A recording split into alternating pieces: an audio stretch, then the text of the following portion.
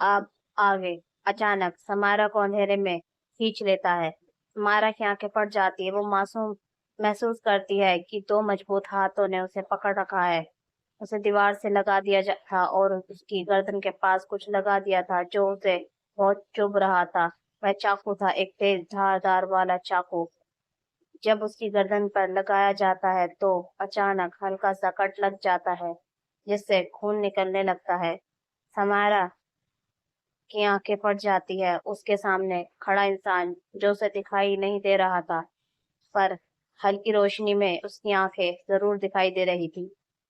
Samara नहीं भूल सकती थी, वह कुछ भी भूल सकती है पर इन आंखों को नहीं भूल सकती। वह उसके लिए दुनिया की सबसे ज्यादा डरावनी आंखें थी।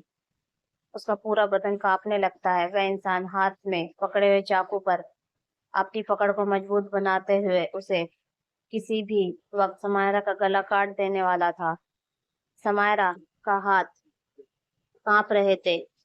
वह फिर भी वह अपने हाथों को थोड़ा इधर उधर लगा रही थी। तभी उसके हाथ में कोई भारी सी चीज आती है। वह क्या थी वह तो उसे भी नहीं पता था, लेकिन वह एक सेकंड और वेस्ट नहीं कर सकती थी। अचानक गला किसी भी वक्त कट सकता था क्योंकि चाकू की धार बहुत तेज थी। उसका दबाव उसकी गर्दन पर हर सेकंड बढ़ता जा रहा था। तभी वह हिम्मत करके भारी सी चीज को उठाती उस आदमी के सर पर जोर से दे मारती है और फिर वह चीज उसके हाथ से गिरकर तेज शोर कर देती है। और उस शोर की वजह से अचानक शानवी और आरव जो एक दूसरे की आंखों में खोए हुए थे, वह तुरंत थरथरा कर होश में आ जाते हैं और बाहर की तरफ शौक होकर देखते हैं ये आवाज कैसी थी। दोनों फटाफट बाहर की तरफ देखते हैं। तभी अचानक लाइट भी आ जाती है।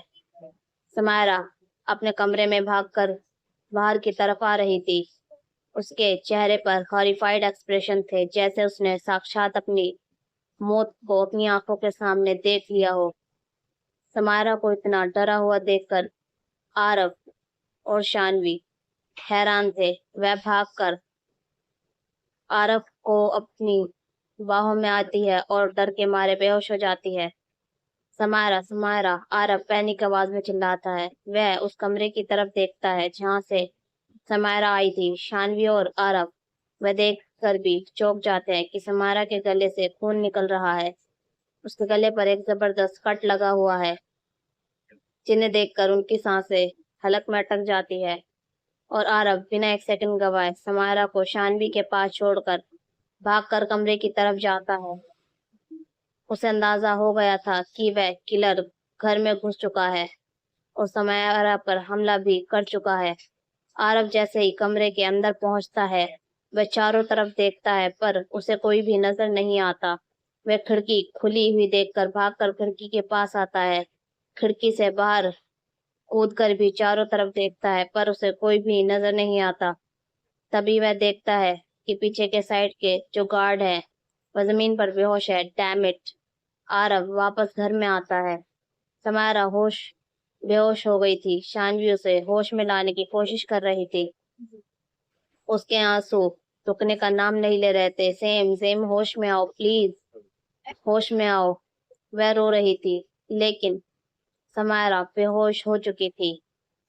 आरव तुरंत उसे अपनी बाहों में उठाकर शानवी के साथ अस्पताल के लिए निकल जाता है।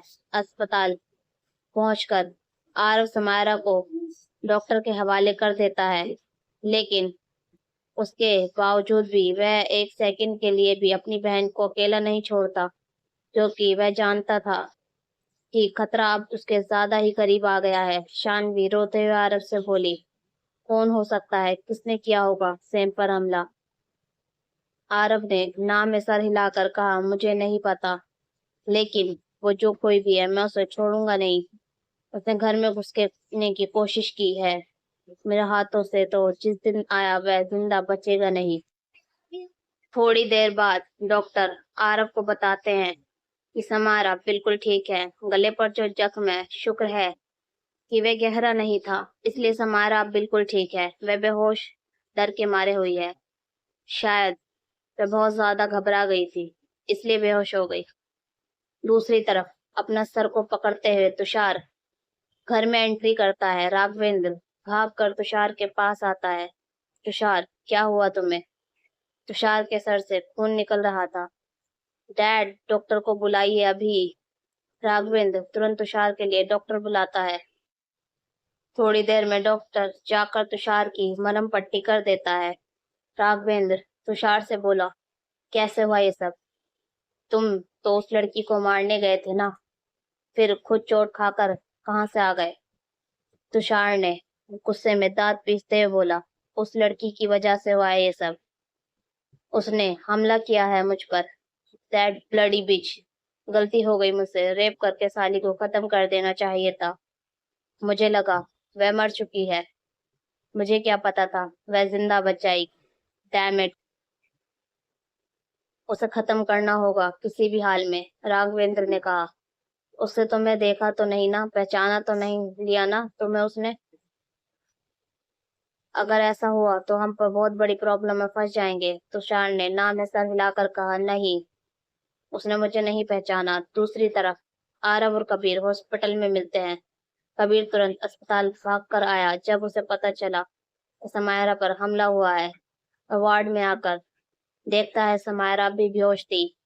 के कबीर चेहरे के बहुत पैनिक से एक्सप्रेशन भरे हुए थे। आरव वहीं खड़ा हुआ था। क्या हुआ इसके साथ और कैसे? कबीर एक्सप्रेशन में आरव से पूछता है। आरव ने जवाब दिया, वह किलर घर में घुसा। इतनी सिक्योरिटी के बावजूद भी उसने सिक्योरिटी गार्डों को बेहोश किया और उसके बाद वह घर में घुसा, घर की पावर कट करके। वह तो अच्छा हुआ जो शेम ने उसे हमला कर दिया और भागकर वहां से निकल आई, वरना उसके साथ क्या हो सकता था, ये सोच कर ही आरव के रोंगटे खड़े हो रहे थे। अब कबीर काफी ज्यादा सीरियस हो जाता है। कुछ ठीक नहीं हो रहा। वह जो कुछ भी है समायरा के पीछे बुरी तरह से हाथ धोकर पड़ा है। हमें उसे जल्द से जल्द पकड़ना होगा। क्या तुमने देखा उसे? आरव बोला, मैं गया था उसे पकड़ने, पर वो भाग निकला। जरा भी नहीं देख पाया। Damn it. कबीर फ्रस्ट्रेशन में माथा रगड़ता है। तुषार, राघवेंद्र, भूपेंद्र सब भागकर उस बड़े से कमरे में आते हैं और आकर देखते हैं कि वहां पे एक डॉक्टर बड़ी मुश्किल से होश में आने की कोशिश कर रहा था। अद्विक वहां पर नहीं था। ये देखकर सब लोग चौंक जाते हैं। अद्विक कहाँ है? वहां मैं कहाँ है? तुषार चिल्लाकर डॉक्टर से बोला। डॉक्टर जैसे तैसे खड़ा होते हुए बोला, वो उसने मुझे मारा, बेहोश किया और पता नहीं वह भाग गया शायद। डॉक्टर की बात सुनकर सबके पैरों के नीचे जमीन खिसक जाती है। डॉक्टर ने अद्विक के कपड़े पहन रखे थे। इसका मतलब अद्विक यहाँ से डॉक्टर के कपड़े पहनकर निकला है, अपने आप को कवर करके, ताकि बाहर गार्ड से पहचान न सके। भूपेंद्र बोला, तुषार, वह भागा भी होगा तो ज्यादा दूर नहीं गया होगा। गार्ड को लेकर जाओ और पकड़ो उसे। वह यहाँ से बचकर नहीं निकलना चाहिए, घर पर जो हरगिज नहीं पहुंचना चाहिए। तुषार तुरंत बाहर निकलकर सारे गार्ड्स को ऑर्डर देता है और सबके सब अपने लोडेड हथियार लेकर साथ अद्विक को पकड़ने के लिए दौड़ पड़ते हैं। अद्विक सड़क पर भाग रहा था। डॉक्टर के कपड़े पहनकर उसकी हालत चलने लायक भी नहीं थी, फिर भी वह जैसे तैसे करके शरीर में बची हुई जान को लेकर भाग रहा था। अपनी जान बचाने की कोशिश में भाग रहा था। उसे वहां से निकलना ही होगा किसी भी हालत में, किसी भी कीमत पर, चाहे कुछ भी हो जाए। वह यहाँ पर नहीं रुक सकता। वह जानता था कि अब तो सबको पता चल गया होगा कि तुषार अपनी पूरी गैंग के साथ उसे पकड़ने के लिए भी निकल ही पीछे लग चुका होगा। जैसे तैसे करके अभी सड़क में भाग रहा था। सड़क बिल्कुल सुनसान थी। कोई भी गाड़ी नहीं आ रही थी। वह कहीं और की भी मत नहीं ले सकता था। तभी अचानक उसके पीछे तेज गाड़ियों की आवाज आने लगती है। वह पलट कर देखता है तो उसकी आंखें फट जाती है। वह अपना सलाइवा गटक लेता है। उसके पीछे गाड़ियों की कतार लगी हुई थी। तुषार अपने गार्ड्स को लेकर उसे पकड़ने के लिए वहां पर पहुंच चुका था। अद्विक वहां से भागना लगता है। वह लोग अद्विक को देखकर गाड़ी को उसके पीछे भगा लेते हैं। वह रहा, पकड़ो उसे, वह मरना नहीं चाहिए, उसकी जान बहुत कीमती है हमारे लिए, उसे पकड़ो। तुषार अपने सारे गार्डों को ऑर्डर देता है। उन सब अपनी गाड़ियों को अद्विक के पीछे लगा लेते हैं। जैसे तैसे करके अद्विक तंग रास्तों से होता हुआ ان سے بچ کر نکلنے کی کوشش کرتا ہے، لیکن فائنلی وہ پہاڑی کے ایسے ڈیڈ اینڈ پر آ جاتا ہے جہاں پر اس سے آگے جانے کا کوئی بھی راستہ دکھائی نہیں دیتا۔ اس کے آگے صرف بڑی سی کھائی دکھائی دیتی ہے، کچھ بھی نہیں۔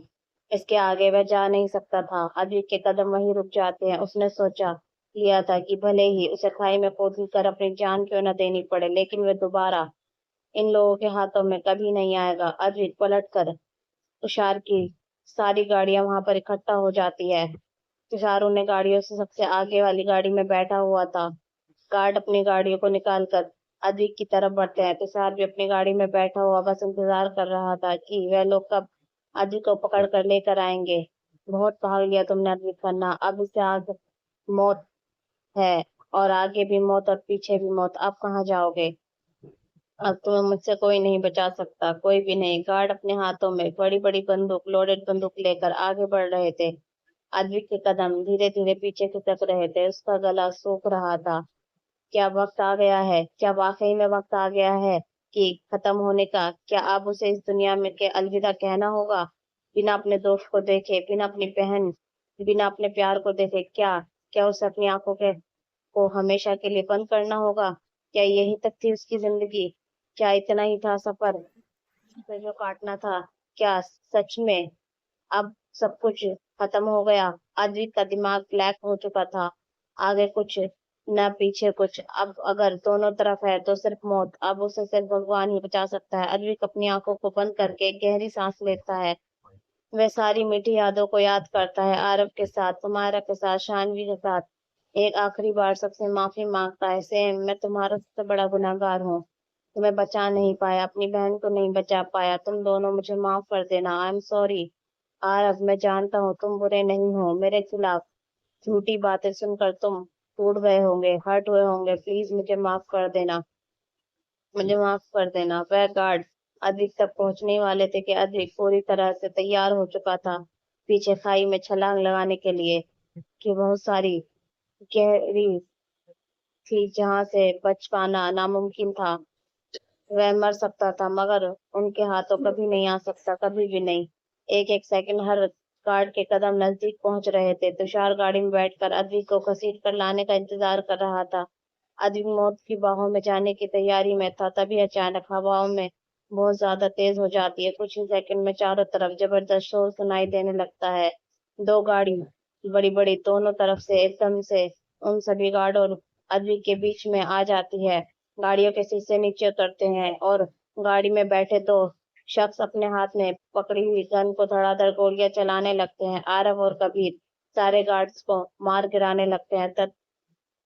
تبھی گوتم بھی اپنی پوری فوج کے ساتھ وہاں چاروں طرف سب کو گھیر لیتا ہے۔ تشار چوک جاتا ہے، نو نو دس کانٹ ہیپن، یہ نہیں ہو سکتا۔ تشار اپنی گاڑی کو لے کر پلٹتا ہے، فل اسپیڈ وہاں سے بھاگنے لگتا ہے۔ اس کے گارڈز گوتم کی فوج کے ساتھ لڑ رہے تھے، ہر چیز کا فائدہ اٹھا کر وہ بیچ میں سے ہی طرف سے نکلنے میں کسی طرح سے کامیاب ہو جاتا ہے۔ گوتم کے گارڈوں سب کو گھیر لیتے ہیں اور دھڑا دھڑ فائرنگ شروع ہو جاتی ہے۔ دونوں طرف سے ادوک کی آنکھیں اچانک پھٹ جاتی ہیں، تبھی اس کے سامنے کھڑی گاڑی کا دروازہ کھلتا ہے، ہاتھ میں گن چہرے پہ ڈارکنیس کے لیے عارف ادوک کے پاس آتا ہے۔ ادوک کا شریر کسی بھی وقت اپنے کھڑے رہنے کی طاقت کھو دینے والا تھا۔ ادوک ایک قدم مشکل سے بڑھا رہا تھا اور عارف کے کندھوں پر آ گرا۔ عارف نے اسے اپنے مضبوط ہاتھوں سے تھام لیا، وہ اسے گاڑی کے سیٹ پر لٹا دیتا ہے۔ فائنلی ادوک کو ایسا لگتا ہے جیسے اسے کچھ راحت کی سانس آئی، اس کا شریر پوری طرح سے بے جان ہو کر سیٹ پر پڑ چکا تھا۔ کبیر عارف وہاں پر اپنا کام ختم کر کے نکل لیتے ہیں، گوتم آگے کا کام ہینڈل کرتا ہے۔ شانوی سمیرہ کو لے کر گھر آ گئی تھی، اسے ہوش آ گیا تھا اور وہ وہاں پر نہیں رہنا چاہتی تھی، اس لیے شانوی گارڈوں کی سیکورٹی میں اسے لے کر گھر آ گئی۔ سمیرہ کو عجیب سی بے چینی ہو رہی تھی، اس کے ساتھ ساتھ شانوی کو بھی یہی حال تھا۔ آسمان میں اچانک بجلی کڑکنے لگی، شانوی کا دل عجیب سی گھبراہٹ میں تھا، اس کا دل پتہ نہیں کیوں اس کے سینے میں بڑے عجیب طریقے سے دوڑ رہا تھا۔ اس کی نظریں بار بار دروازے کی طرف جا رہی تھی، ایسا لگ رہا تھا جیسے کچھ ہونے والا ہے، کوئی آنے والا ہے۔ تبھی اچانک دروازہ کھلتا ہے، شانوی اور سمیرہ دروازہ کھلنے کی تیز آواز سے جب دروازے کی طرف دیکھتی ہیں تو ایک دم سے دونوں کی دھڑکنیں رک سی جاتی ہیں، سانسیں حلق میں اٹک جاتی ہے، وقت تھم جاتا ہے، چاروں طرف سناٹا چھا جاتا ہے۔ صرف ہواؤں کے شور کی آواز کانوں میں گونجنے لگتی ہے۔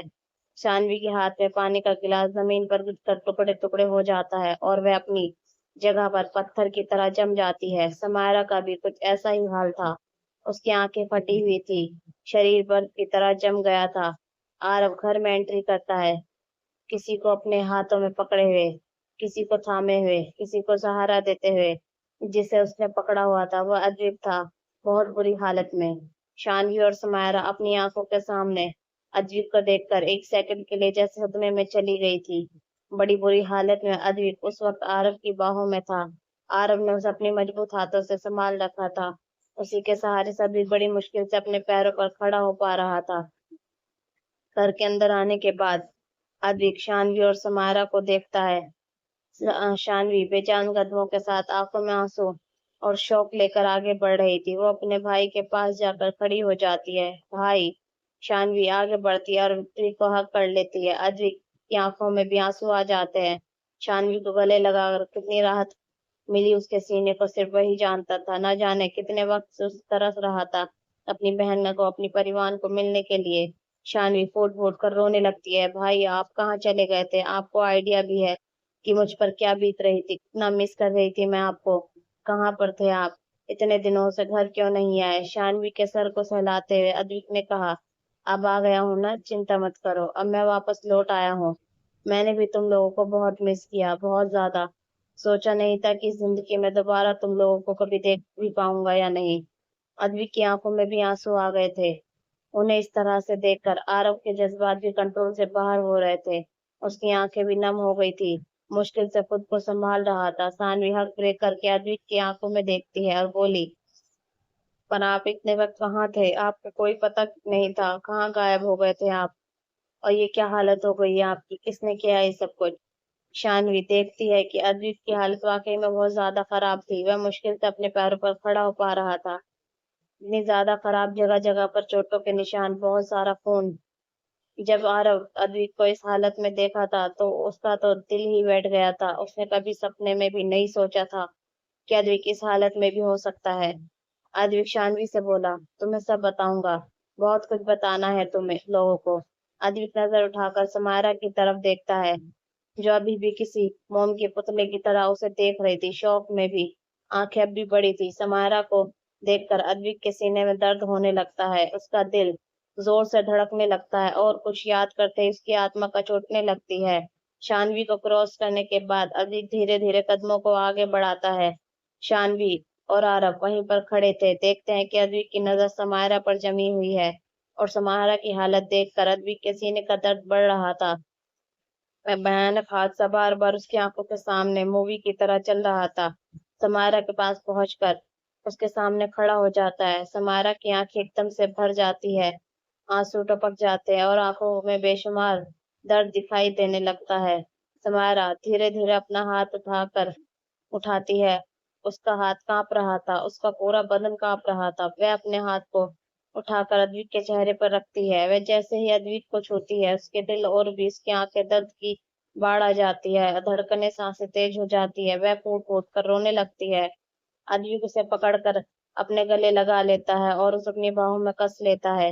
ادویپ کے سینے سے لگی ہوئی سمائرہ اتنا زبردست طریقے سے رو رہی تھی، اس کا سارا درد دکھائی دے رہا تھا۔ ادویپ کی آنکھیں بھی بھر جاتی ہے، اس کے آنسو بھی سمائرہ کے ساتھ بہنے لگتے ہیں۔ ان دونوں کو اس طرح حالت میں دیکھ کر عارف اور شانوی اپنے آنسو کو روک نہیں پاتے۔ عارف اپنے آنسو کو نکلنے سے پہلے ہی پوچھ لیتا ہے، چہرے کو پھیر لیتا ہے، کیونکہ وہ دونوں کو اس طرح سے نہیں دیکھ سکتا تھا۔ ادویپ کمرے میں بیٹھا ہوا تھا، سمائرہ اس کے سامنے بستر پر لیٹی تھی۔ ڈاکٹر اس کا چیک اپ کر رہے تھے۔ ادویپ کی مرہم پٹی آلریڈی ہو چکی تھی۔ سمائرہ اتنا زور سے، اتنا زبردست روئی تھی کہ روتے روتے ادویپ کی باہوں میں بے ہوش ہو گئی۔ صدمہ لگا اسے، بہت بڑا صدمہ۔ تبھی گوتم اور کبیر بھی گھر کے اندر انٹری کرتے ہیں۔ شانوی، عارف، سب لوگ وہاں پر کھڑے تھے۔ سمائرہ کا چیک اپ کرنے کے بعد ڈاکٹر چلا جاتا ہے۔ گوتم اور کبیر اندر آتے ہیں۔ عارف اور ادویپ بھی ان لوگوں کو دیکھتے ہیں۔ ادویپ اپنی جگہ پر کھڑا ہوتا ہے۔ عارف شانوی سے بولا، سمائرہ کا خیال رکھنا۔ اس کے بعد وہ ادویپ اور گوتم کبیر وہاں سے چلے جاتے ہیں۔ سب لوگ گھر کے گارڈن میں بیٹھے ہوئے تھے، 4 کرسیاں وہاں پر چاروں लोग बैठे हुए थे और उनके चेहरे पर बहुत ज्यादा सीरियस लग रहे थे। आरव की आंखें बहुत ज्यादा डार्क थी, उसने गुस्से में उबल रही थी, उसकी मुट्ठियां जोर से कसी हुई थी। ऐसा लग रहा था जैसे किसी भी वक्त उसकी आंखों में आग निकल सकती है। कबीर बहुत सीरियस आवाज में कहा, तो ये सब कुछ भूपेंद्र और उसके भाई राघवेंद्र तुषार ने किया हुआ है? मुझे लग ही रहा था। आरव अपने दांत पीसते हुए बोला, मैंने उन लोगों को छोड़ूंगा नहीं। कबीर ने आरव की तरफ देखकर कहा, छोड़ूंगा तो मैं भी नहीं, लेकिन उससे पहले हमें उस बॉक्स को पहुंचना होगा। वह बॉक्स अगर उनके हाथ लग गया तो सब कुछ बर्बाद हो जाएगा।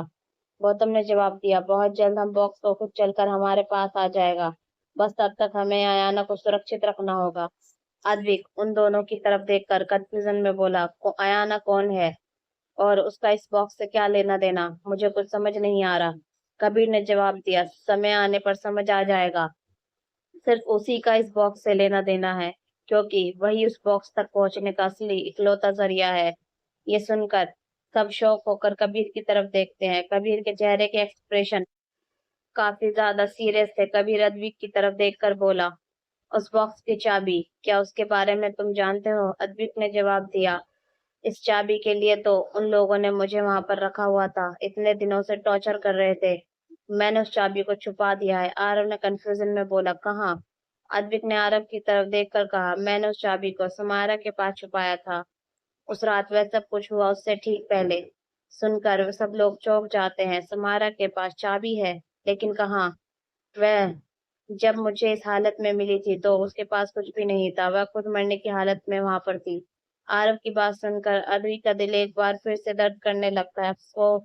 ऑफ कोर्स वह कैसे भूल सकता था उस रात को सुमायरा की क्या हालत की गई थी उन लोगों ने। याद करते ही उसका बदन गुस्से से कांपने लगता है। वह उन लोगों के हाथों को अपने हाथों से उखाड़ेगा जिसने उसकी समायरा को छूने की हिम्मत की थी। उस इंसान को वह खुद मारेगा जिसने उसकी समायरा की इज्जत पर हाथ डाला और उसकी हालत को इतना ज्यादा बदतर किया था। अद्विक ने आरव से पूछा, क्या तुमने उसके गले में लॉकेट देखा था? अचानक लॉकेट का जिक्र सुनकर सब लोग कंफ्यूज हो जाते हैं। अद्विक को कुछ याद करके थोड़ा चौंक करके उसकी तरफ देखता है। लॉकेट? हाँ, एक लॉकेट देखा था मैंने उसके गले में। कबीर आरव से बोला, कहाँ है वो? आरव ने कहा, मैंने रखा है उसे संभाल कर, मैं भी लेकर आता हूँ। फिर आरव लॉकेट को लेने चला गया जो कि वहीं रखा हुआ था जो उसने रखा था। वो सोच भी नहीं सकता था कि ये लॉकेट कितना अहम है। कुछ ही देर में वह लोग लॉकेट के सामने टेबल पर पड़ा हुआ था, उसके आसपास चारों खड़े देख रहे थे। ये जंग सिर्फ हमारी ही नहीं, अपने वजूद को बचाए रखने के लिए भगवान की भी है। आरव, कबीर, गौतम और अद्वैत सब उस लॉकेट की तरफ देखते हैं। कबीर उस लॉकेट को अपने हाथ में उठाता है, उसे गौर से देखता है। ये लॉकेट एक अजीब तरह का था लॉकेट था। देखकर लग रहा था ये वो चाबी थी जिसके पीछे तुषार, राघवेंद्र और भूपेंद्र बुरी तरह से पड़े हुए थे। कबीर चाबी को अपनी मुट्ठी में कस के पकड़ लेता है, उसके एक्सप्रेशन डार्क हो जाते हैं। आरव उन सब से बोला, अद्विक को इतना टॉर्चर किया गया इस चाबी के लिए, और वह लोग अपनी जान लगा रहे हैं इस बॉक्स को हासिल करने के लिए। पर मुझे थोड़ा कुछ क्लियर नहीं हो रहा, उस बॉक्स में ऐसा भी क्या चीज है कि वह लोग इस हद तक कमीनेपन पर उतर आए हैं? गौतम ने जवाब दिया, उस बॉक्स में एक बहुत खतरनाक चीज है। आरव थोड़ा कंफ्यूज था। अद्विक ने क्लियर करते हुए कहा, उस बॉक्स में एक बहुत खतरनाक वायरस है। अगर उस वायरस को बाहर निकाला गया तो हवा में घुलकर वह आसानी से लोगों तक पहुंच जाएगा, और एक बार वह वायरस लोगों तक पहुंच गया तो लोग ब्रेन डेड हो जाएंगे। यानी कि तुम कह सकते हो कि वह लोग zombies बन जाएंगे, बदल सकते हैं, क्योंकि इंसान के शरीर में उस वायरस को झेलने की ताकत बिल्कुल नहीं है। इसे दुश्मन देशों की सरकारें हासिल करना चाहती है, मतलब इसे एक बायोलॉजिक वेपन की तरह इस्तेमाल किया जा सकता है। ये वायरस हमारी सोच से कहीं ज्यादा खतरनाक है। किसी के हाथ लग गया तो धरती पर जीवन खत्म हो जाएगा, इंसानों का नाम और निशान ही मिट जाएगा। इस वायरस को बदल कर राघवेंद्र, भूपेंद्र, तुषार को इतनी बड़ी कीमत मिल रही है जिसे तुम अंदाजा भी तक नहीं लगा सकते। आरव चौंक जाता है, इसका मतलब ये वायरस पूरी इंसानियत पर बहुत बड़ा खतरा है। गौतम ने जवाब दिया, बिल्कुल, ये इंसानों के वजूद पर बहुत बड़ा क्वेश्चन मार्क लगा सकता है। इस वायरस का बाहर निकलना सेफ नहीं है, इससे खत्म होना होगा। अगर ये बाहर निकला तो सब बर्बाद कर देगा, सब कुछ, कुछ भी नहीं बचेगा। कबीर ने पूरा डिटर्मिनेशन के साथ कहा, डोंट वरी, इस वायरस को मैं किसी भी कीमत पर इस दुनिया में एंट्री करने नहीं दूंगा। ये वायरस जब बनाया गया था तो एक अच्छे इरादे से बनाया गया था, लेकिन एक केमिकल प्रॉब्लम होने की वजह से ये वायरस खतरनाक रूप ले चुका है।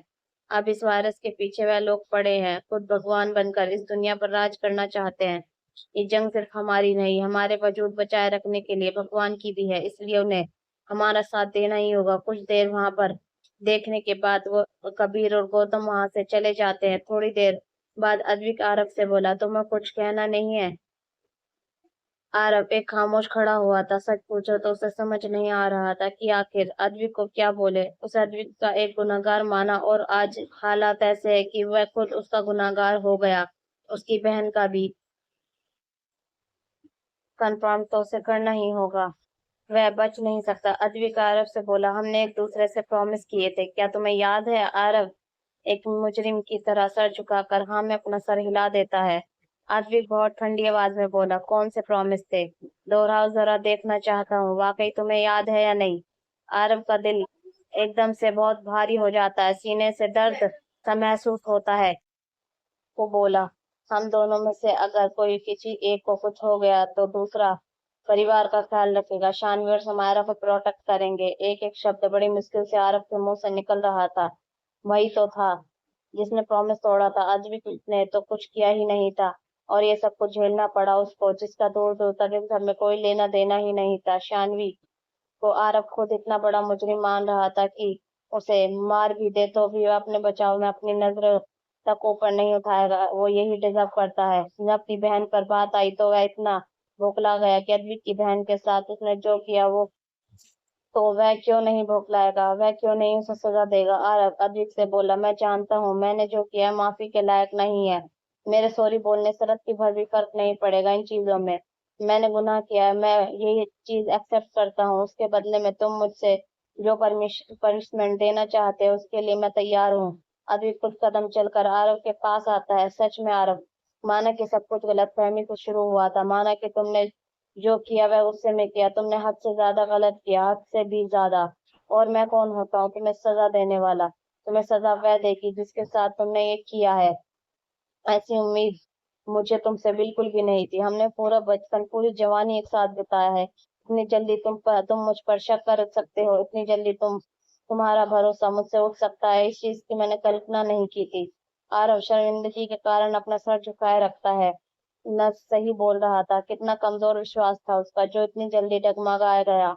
थोड़ा तो भरोसा करना चाहिए था उसे, क्यों नहीं किया? क्यों अपनी बहन की हालत को देखकर वह इतना ज्यादा पागल हो गया कि उसके सोचने समझने की शक्ति खत्म हो गई? थोड़ा तो दिमाग से काम लिया होता, शायद चीज से बदल सकती थी। वह इतना गलत नहीं करता। शानवी के साथ बेचारी ने क्या क्या क्या नहीं झेलना पड़ा उसकी वजह से। आरव ने कहा, आई एम सॉरी तुम पर भरोसा न करने के लिए। समारा को इतनी बुरी हालत में देखकर मैं आगे कुछ सोच ही नहीं पाया। मैं नहीं मानना चाहता था कि तुम ऐसा कुछ कर सकते हो, लेकिन सबूत ऐसे थे जिन्होंने मेरे दिमाग में थोड़ी सोचने समझने की शक्ति खत्म कर दी। तुम्हारे मोबाइल फोन में समारा के एमएमएस कॉल पर तुम्हारी आवाज, ये सब कुछ।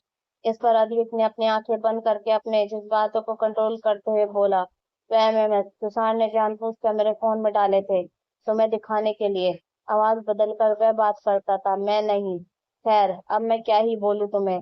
वाकई में उस चीजों को इतनी अच्छे तरीके से सेट किया गया था कि तुम क्या किसी भी इंसान को पागल बनाने के लिए चीज काफी थी। हाँ शायद मैं भी तुम्हारी जगह होता तो क्या पता मेरा भी भरोसा डगमगा जाता, पर मैं समारा के साथ वह नहीं करता जो तुमने किया मेरी सानवी के साथ।